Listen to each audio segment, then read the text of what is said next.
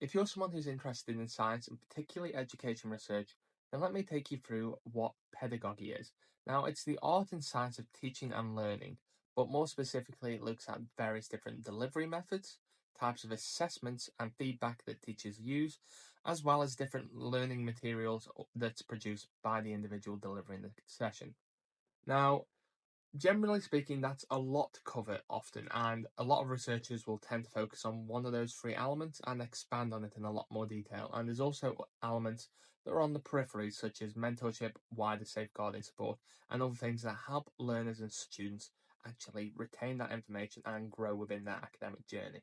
But in terms of what education research actually looks at, if you're looking at areas such as feedback and assessment, you might be looking at what type of style works best for students. And that's not learning styles. That may be if you're looking at more context or content based assessment, whether you're looking at project based techniques or whether you're trying to use more project based elements where you're looking at more coursework or even applied techniques.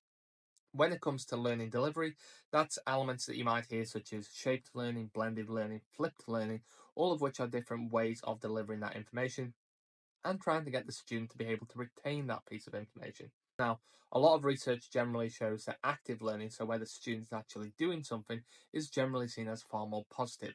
But one of the things that you'll tend to find with a lot of education research is, whilst a lot of this is happening in universities, that generally speaking, a lot of lecturing tends to practice more of a didactic delivery, so sage on the stage type style, where someone similar to what I'm doing to you now is standing, delivering information, normally with PowerPoint slides behind them, and sharing their information in that way. And this is often because in certain environments, it tends to be more research led. So the individual is coming from a research foundation rather than a pedagogical foundation.